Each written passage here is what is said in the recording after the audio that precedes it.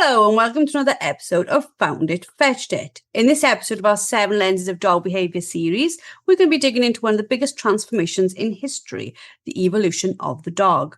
We'll be exploring how thousands of years of evolution and domestication has shaped the dogs we live and work with today. From the campfires of our early hunter-gatherers to the fields and hearths of our more recent centuries, this story is going to explain so much about why our dogs think, feel and act the way they do. And as always, I'm joined with the brilliant LWDG mindset coach, Emma Liddell, to help us unpack it all. How are we today, Em? I am good. I'm relieved that I was looking at my app this morning that the hot weather is mostly over for now, I think, which means that I can breathe easy and the dogs don't have to be swathered in cooling coats and God knows what else for the entire day. Let's be honest, it has been getting to the point where I've been thinking we need a cooling coat. So you know the collars that you can have for the cooling collars. I've been putting them around my neck. I've been wearing dog cooling collars, and I tell you what, it works quite well. Just be mindful if you're on like a Teams or a Zoom call to have the video off because people think you look a bit odd, but they do work. So there you go. That's my top tip of the day. We can stop the whole podcast now because we've learned something new that's going to get us all through summer. Right, let's get on to the serious subject. Loads and loads of really super positive feedback from our introduction to this series. But I want to start now looking at these in depth with you. Let's start by looking at the evolution of dogs, but like setting the scene. Can you talk to me about like how this sort of evolution, domestication happened? Yeah, absolutely. So the origins of our domestic dog.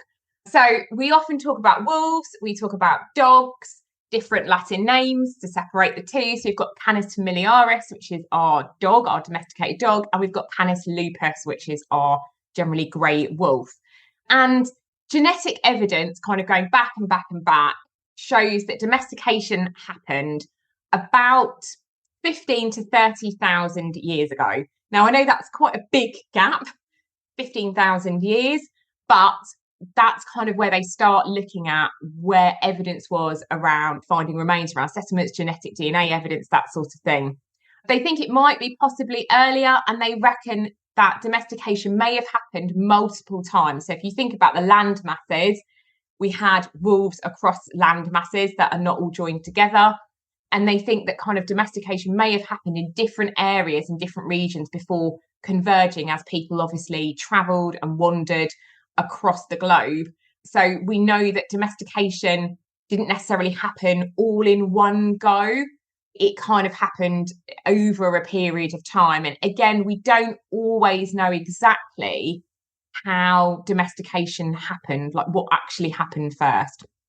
I read a lovely theory on this, and I sort of would like to think this is how it happened, but they basically said, obviously we were living in communities and we had children in communities and the kids were out like playing in the woods, etc. And they would come across these very intuitive puppies that were very good at doing what puppies do best, coming to play with us whether we want to be played with or not. And that there was this sort of like child integration, child took them back into the community, parents put up with them, didn't eat them type of thing, because they realised there was benefits of them being there, and then that we went through there. And that is just one of the many theories of how it happened. But in my head, that theory makes sense. Are there other theories we could sort of look at? There's kind of two that make the clearer sense. And one is exactly as you say, is potentially coming across, maybe mum or dad have been killed, coming across puppies or wolf pups and kind of taking them in, children going, I don't want it to die, mummy, and they're going, okay, we'll keep it and see what happens, and realising that actually having these kind of early dogs or wolves at that time were useful to us. So there's kind of that theory. There's also the idea that wolves actually scavenged our, when I talk about human waste, I don't talk about physically our waste, but the waste that we leave behind around food, crops, things like that, meat, bones and things like that, because they realised that we've got human settlements, and if we are hunting and disposing of meat and other foods, that actually, where did we dispose of it? Now we put it in a bin and it goes to a rubbish tip and things like that, but we didn't have those facilities kind of 15,000 years ago. And so often what happened is wolves realised that by staying around the edges of settlements, there may have been benefit, or at least that's one of the theories. And actually, the humans benefited from early warning systems because those wolves would know if there were other predators around. So they'd see them run off, or they'd see them kind of alert, and they'd think, well, hang on a second, this is quite handy to have them at this distance. So the wolves kind of realised that actually they could get a certain distance from settlements. And likewise, we didn't always dislike that happening because it was in our benefit. So for whatever reason, whether it is the kind of really cute puppy theory, which I love, and I think, is probably as likely as any, is that the relationship became neutral. And that was the most important part, because bear in mind, survival was really difficult in those times. Food was scarce, we didn't have the shops that we have now and things like that. So there would be no reason for tribes of people to have extra mouths to feed, animal or otherwise, unless they were going to get something from it, unless it was mutually beneficial. And I think if you look at like wild dog packs today, where they exist, there is that sort of scavenger, find food from communities of humans. Some of the things we're talking about, we still see it in the wild dog today. So they do make sense, don't they? They are something we can actually see examples of. But when we're talking about evolution and you're talking about wolves, again, it's not the wolf from today. It's the wolf everything descended from 30,000 years ago. Yes, absolutely. And we see that, like you said, in village dogs, you see kind of cooperation in village dogs. The majority of dogs in this world are not owned pet dogs. They are still kind of semi-wild, or at least community owned. So if you think you've got this starting to be really tentative relationship between kind of wolves and humans, but then we talk about, but what happened? Why did we split off? Why have we got two different Latin names? And actually that idea about domestication was probably self-selection. So we talk about kind of survival of the fittest, when actually it's about survival of the most adaptive to change. And so the theory kind of goes that the friendlier, less fearful wolves that would engage against these edges of these settlements got more access to human resources. And so therefore they survived, they passed on their genetics. And so as we see, very much like the fox farm experiment that I touched on in the last one, actually the friendlier, less fearful wolves then passed on their genetics and went over and over and over times, which led to kind of what we call a domestication syndrome, which includes the kind of floppier ears, curlier tails, sometimes shorter snouts. So even a lot of our dog breeds do have shorter snouts. I'm not talking about kind of the flat-faced breeds, but I'm talking about compared to wolves, the reduced fear of humans, the more friendly, and kind of we talk about an extended juvenile trait. So our dogs have this much more extended juvenile period where they're kind of playful and they're barking and all those other things. Whereas if we're talking about wolves for survival, they kind of grow up quicker because they need to. They don't, the kind of juvenile period is for a much shorter period before the parents teach them, actually, you need to survive now. So yeah, so domestication was probably, we think, kind of self-selecting. Yeah, because I can always remember, because I was horse obsessed as a youngster, reading about the fact that a hippo and a horse, if you go back in time, they came from the same place. And I would be like, how can a hippo and a horse be the same thing? And I think it's harder for us in some ways with wolves and dogs because we see the similarities. So it's absolutely obvious. But then we sort of then get this sort of mixed version where we go, oh yeah, wolves do this, so dogs do this. We don't go, oh, a hippo does this, so a horse does this. We don't make that sort of like interconnected reference because of evolution.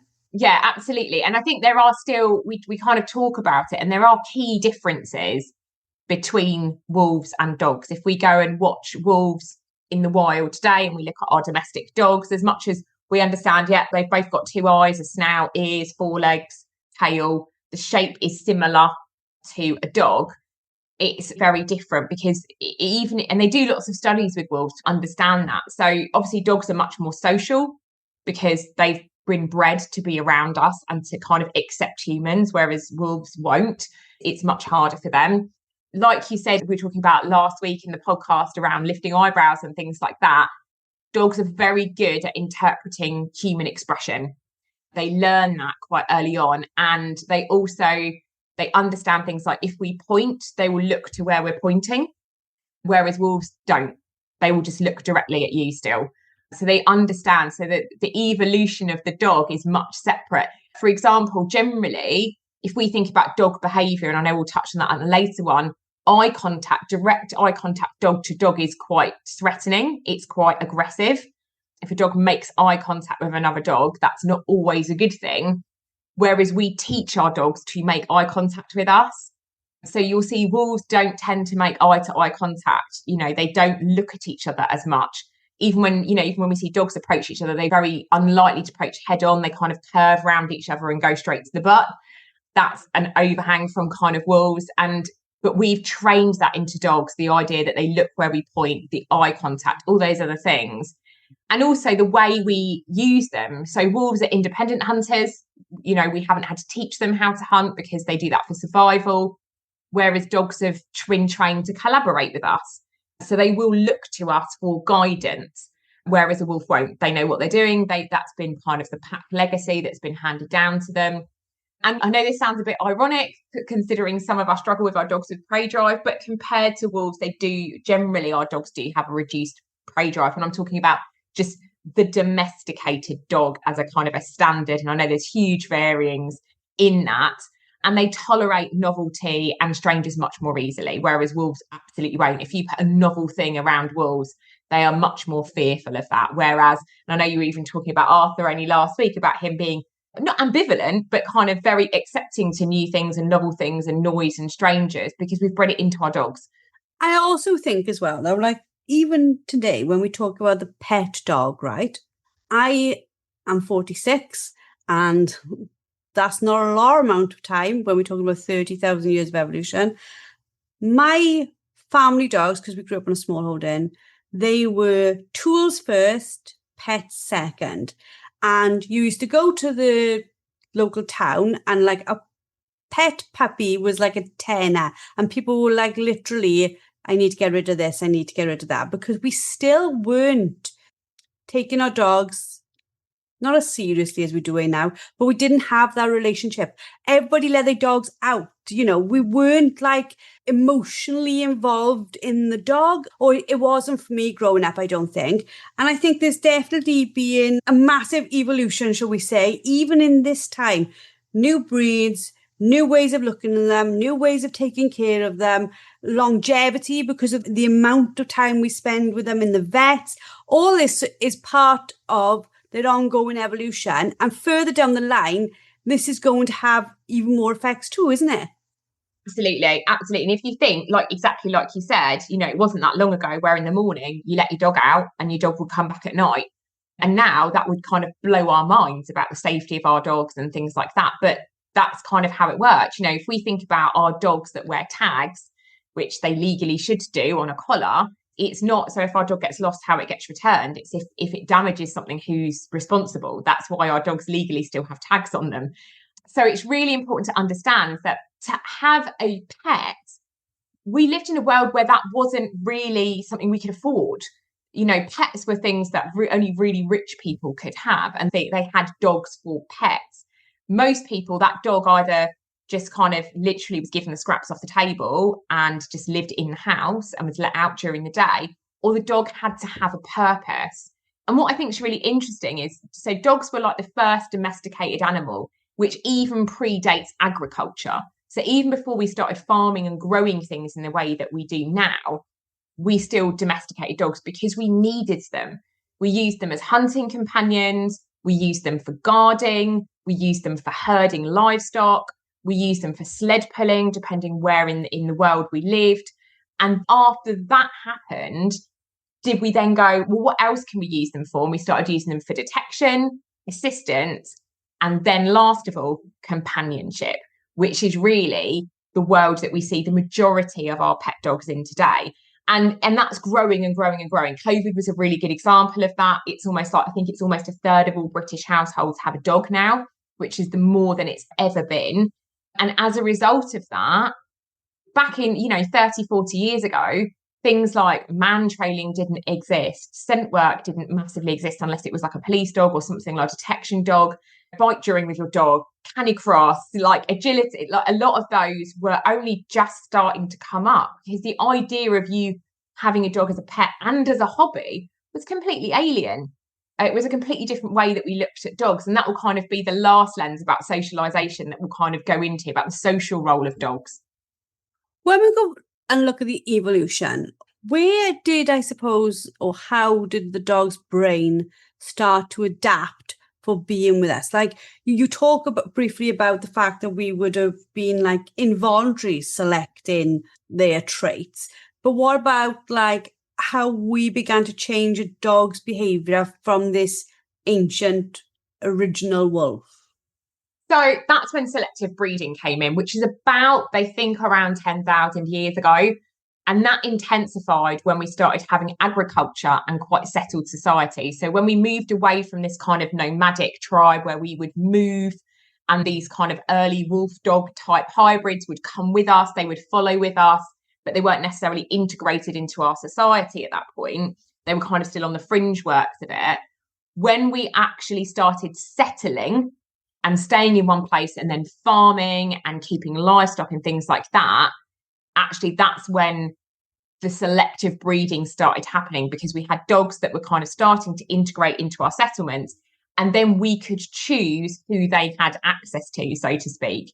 Whereas before, wolves would breed as wild wolves do today, whereas we realised we could start selectively breeding, and then we started looking at the specific traits. So if we think about guarding, herding, retrieving, detection, all those other things, we started breeding for those traits. But actually the modern dog, the dog that we see today, with all its many hundreds of breeds and crossbreeds, it's only been in the last 300 years, really, if we think about the Victorian era and onwards, where we became very specific about dog breeds rather than purpose. So if we go back before then, we had styles of breeds, but we didn't go down the lines of very specific type breeding. So you would just have a dog breed that was kind of good at herding before we started having things like collies, border collies, all those other things like that. So it's really in the last 300 years that we've really become very, very specific about dog breeding. You think about it though, like even from a personal perspective again, grew up in a small holding, terriers were there to rat, literally, like they were there for ratting. We had sheepdogs, we had a small flock of sheep, so they were there to herd. That's their dogs. That's why they lived with us. That's why Dad fed them. We had spaniels and lurchers, they were there to hunt. So the spaniels came way after the lurchers were there. So growing up, every dog had a specific purpose, which was a tool, and then they were pets. My father liked them. I wouldn't say he was super in love with them like we see today. He wasn't like me and Raymond, like, oh, they're the best things ever. We'd take them inside the house. He'd be like, get them out. Like they weren't even allowed in the house. They had kennels. There was one or two who managed to creep in every now and then, and Dad would tolerate, and I mean tolerate. But now, if you think about it, yes, there are dogs that still need to rat and hunt and herd. We all have the hunting dogs. But as a society, on evolution of dogs, the evolution we are now seeing is what's cute, what's cuddly, what doesn't molt. We are seeing now a massive drive towards the evolution being what is the companion dog, aren't we? Yeah. Absolutely. And it's probably the first, and when we're talking kind of the last 200 years, it's the first time we've really started breeding dogs for looks and not purpose. And the looks are kind of second. So it's almost like the form follows the function rather than the function follows the form. So, and again, but we were talking, we're talking about things like Cavalier King Charles Spaniels. They're a really good example. They're bred to be a cute lapdog. It was a very fashionable breed, a Cavalier King Charles Spaniel, for a really long period of time, because they were bred to be biddable and not need a huge amount, and just not really do anything but look very nice and be a companion dog. So, but it's quite hard when we talk about what is. If we look at all of our Gundog breeds, we look at their style, we look at their body shape, we look at their ears, their tail, everything else. They're shaped like that because of the purpose that they do. And then obviously we put in bits that we like as well. If we think of like a wire hair dog, it's there because they're able to tolerate the elements better than potentially a short haired dog. But when we're talking about breeding just for companionship, what am I actually looking for looks wise? How does that, apart from I find it cute? And then the difficulty around that is when we say I find it cute, what one person finds cute, another doesn't find cute, which is why we see these fads in breeds of dog.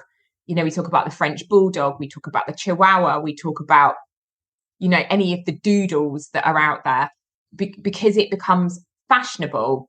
And again, that becomes a bit odd because it's like, well, actually, what's the purpose of this fashionable dog? Why are we breeding them to look like this apart from to be cute? Whereas before we were breeding for them to have a job. When we were in Mexico a couple of years ago, I saw a Mexican Chihuahua and they don't look anything like, other than being small, they are what we see over here. They're nothing like it. And they live again, like, they probably live like our dogs did 50 years ago. They're running around the streets. They're like everywhere. They've got a function and form, but they're probably more attached to what they were as a hunting dog. They're part of the community. And probably where I saw them, they take us through the villages, and what it's like when you go to places, they take these little trips. We were going to see some temple, and you see what happens if you reverse time almost. Do you know what I mean? We can't see back 10,000 years. But what do you think some of the earliest traits that the humans chose were? Like, we talk about their ability to hunt, but what else did we want that's given us the domestic dog? Generally, it's about hunting. It's about warning, because most of us wanted some form of early warning. Whereas for some of us, we now have dogs that bark as soon as the door goes, and some of us really don't like that. Whereas some people do still really like that. We have dogs that fence chase as soon as the DPD man arrives, and that's something that we try and struggle with their behaviour. Whereas actually before we would have wanted that. So it's really tricky to understand what we want from a dog now. And someone asked me a while ago, they said, if we stopped selectively breeding our dogs at all and just gave up on dog breeds and just let them breed however they would naturally breed, what dog would we end up with if we almost let evolution take its natural course? And, we stopped selectively breeding and we just went, well, let nature take its course and see what the dog breed is. And really, probably the Podenco is probably the best example of what, if we just let dogs and kind of almost ended up seeing what happens and having like one type of breed, that's probably the closest to what a wild/domestic dog would look like if we took out selective breeding. Obviously, that would vary on climate and would vary on terrain that the dog lived in, but the Podenco is probably the best example. But we have this kind of behavioural legacy of evolution, which is really important when we get these dogs. And I find it really interesting. I was talking to someone a while ago, and obviously the miniature Dachshund is a really popular breed at the moment, going for crazy money. And someone said, well, they're very quick and they're very yappy, aren't they? And I was like, well, yeah, because what do you think they were bred for? And they were kind of like, well, what do you mean? And they had no concept, your generalised dog owner had no concept that these breeds that we have, whether it's your deerhound, whether it's your miniature Dachshund, whether it's your terrier, whether it's your border collie. Border collie is probably not a great example because we tend to know they're used for sheepdogs, but that actually a lot of these other odder looking dog breeds are not just bred to be cute, they're bred for a purpose. Terriers are little for a purpose, so they can rap, they're super quick, and they love ragging things around. Your Dachshund was used for going down badger sets. So no wonder your dog's a little bit yappy and a little bit bitey, because that's what it's bred to do. It finds a hole and it shoots off down it. So, absolutely. But people don't realise that. So we have to understand the behavioural legacy of evolution that we still have in our dogs today. Yeah, because if we go back to the question I asked, which was what were the earliest traits that we looked for, they were all the ones that we probably have problems with now in the companion dog. Let's call it that, so people know what we're discussing. But if you think about it, that meant all the other traits that maybe we wouldn't have seen, like there probably was cute ones back there and cuddly ones, they would almost have been discarded for not having what it took. Like, again, let's go back to me growing up when my father's friends used to come up and they'd be like, let's not make it vulgar, but Ray, my girl is in season. You got that cracking dog, blah, blah, blah. Can I use your dog over my dog? My father'd be like, yeah, wherever. Do you know what I mean? It was like, even then, they were still going, where is the best killer? And I don't mean to be saying, but it is. Where is the best killer? Where is the best hunter? Where is the fastest lurcher? Where is the quickest sheepdog? All those things. We are talking 40, 50 years ago. We are still looking for traits that make them faster, smarter, all those things that really today give us all these problems. But not only did I think the dogs' evolution change their mind and their behavior and their brain function, but it's also, I think, changed ours, hasn't it?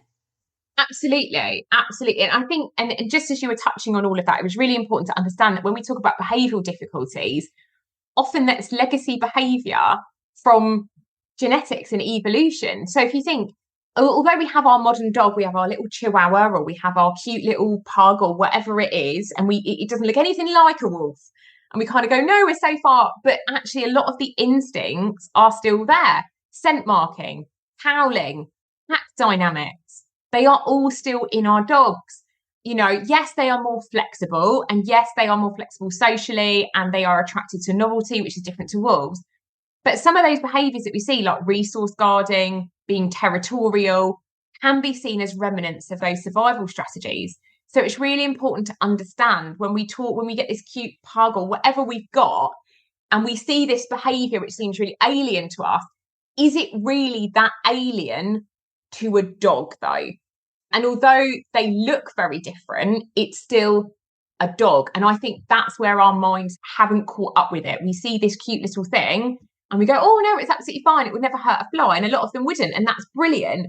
But it is still an animal, and animals are built for survival. And that will override other things, which is where we sometimes see some behavioural difficulties. And yes, obviously pet keeping has put a new kind of selective pressure on breeding. So we breed generally, ideally, for emotional stability in our dogs, trainability, hypoallergenic, all those other things. At worst, it leads to some behavioural and health issues. We've seen that with some of the really difficult breeding, which is kind of probably still quite controversial today, which I'm not going to go into.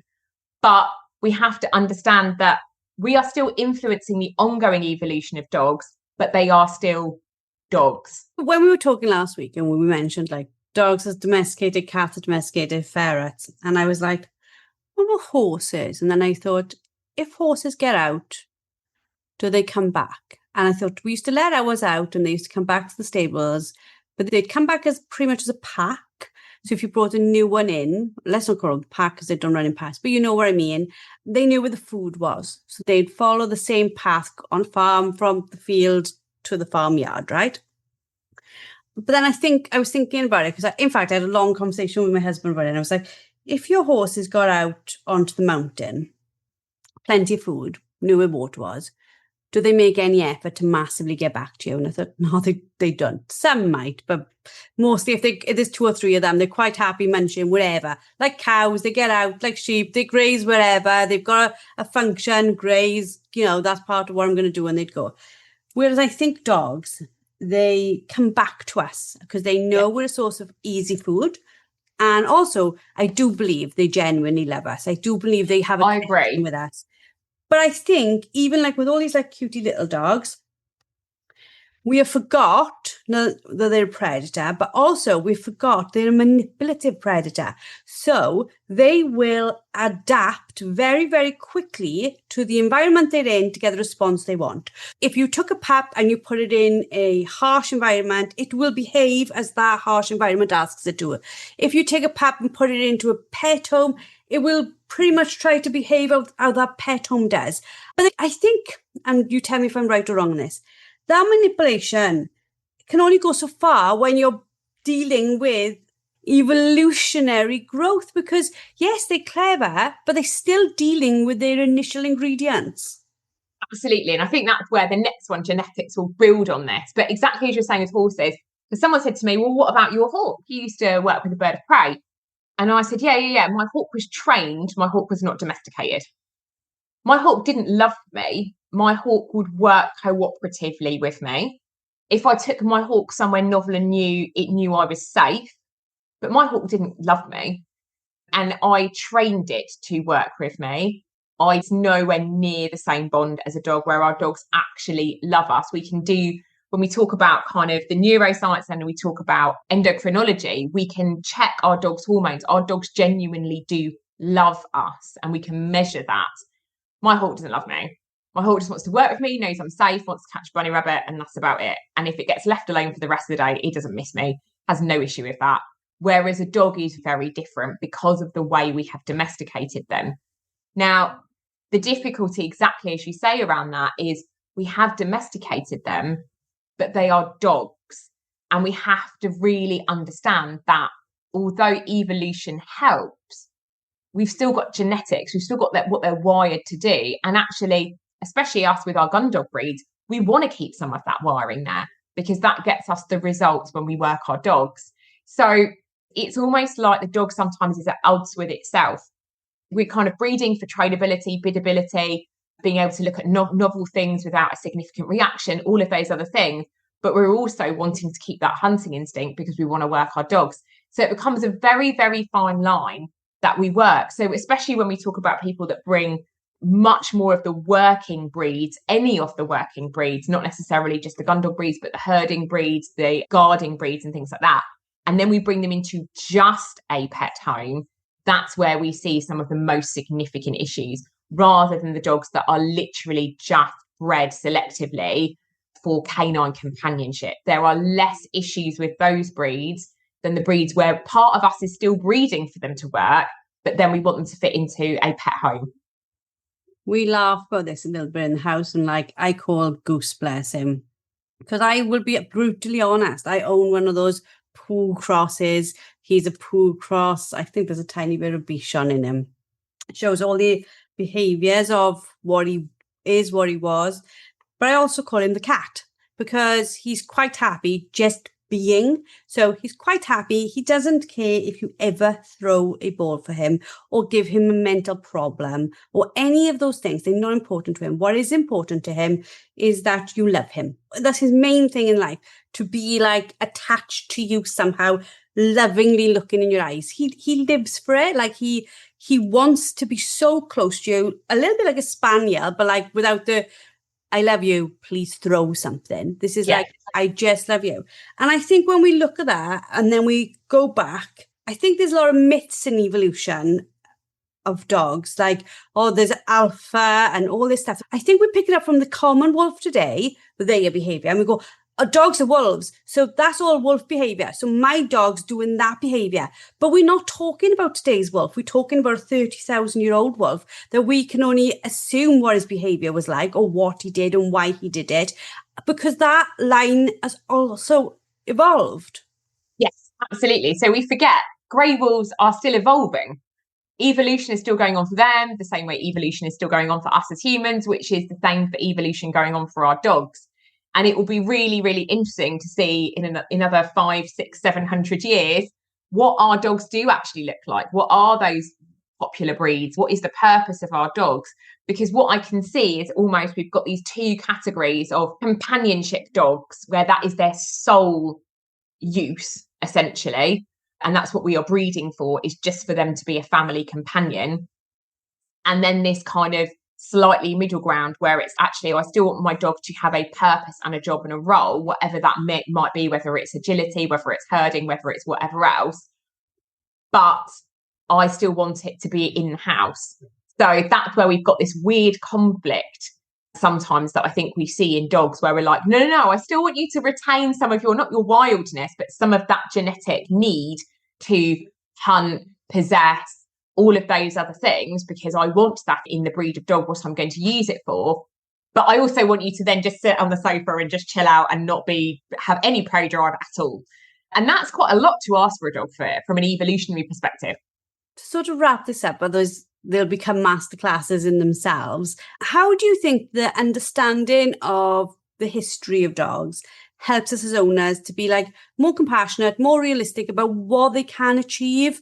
Because I think the more we understand it, the more we can adapt our behaviour to their needs and behaviour as well, can't we? Absolutely. And I think the big takeaways are really understanding the responsibility we have in shaping dog welfare, whether that's through training our dogs and what we do with them and really understanding their legacy and history. And I know we'll touch more about that in genetics when we're looking at breeds, through when we breed our dogs as well, about understanding socialization for our dogs, but understanding that conflict that our dog has, where if we're like, well, why is he super happy chasing that rabbit right across the field and he won't settle when I put him on the sofa? Okay, evolutionary, how does that work? That's quite a big conflict you're expecting that dog to overcome quite quickly, which is why training is so key. The plus side around it, because I know that sounds quite negative, like we've got these really conflicted animals, is dogs are not wolves. We have bred dogs to bond very closely with people. And so the dog that we have at home is still evolutionary designed to bond with people for its survival. The training works really well, focusing on that cooperation, very much like settlers did very, very early on. And I talk about this a lot of the time in most of the podcasts and stuff I do about working as a team with your dog. The dogs are bred to cooperate with us now. So it's about cooperating and showing that dog what you want them to do and allowing that dog to work with you. But also understanding that things like prey drive, herding, guarding, they are hardwired into our dogs. And so that's why socialization training is really important, but also understanding that if our dog does then develop a behavioral issue, understanding that from an evolution lens as well, rather than kind of going, well, what did I do wrong? Part of it might be around training, but part of it is still around evolution. Like dogs are still descended from wild animals, and we have to really bear that in mind. Thank you, Emma, for yet again another podcast episode. This series is going to be amazing. I'm so enjoying doing it. Thank you to everybody listening and joining us as we explore how evolution and domestication has laid the foundations for everything our dogs are today. It's incredible to think that the same instincts that helped the 30,000-year-old wolf survive in the wild now helps our dog to go get our dummy and bring it back to us and work in partnership with us. Sometimes they drive us a little bit mad when they're stealing socks or chasing shadows, but part of that comes back from where they were all those thousands of years ago. If you found this episode thought-provoking, we'd love to hear your reflections, your thoughts from it. What surprised you the most? How do you see these ancient influences showing up in your own dog? Tag us, share us, give us your feedback, and we would love to share it on. Join us in 4 weeks' time when we will be looking at genetics as our next part in this series. And we'll be talking about how this has shaped our spaniels, our retrievers, and every working dog into the specialists they are today. See you all very soon.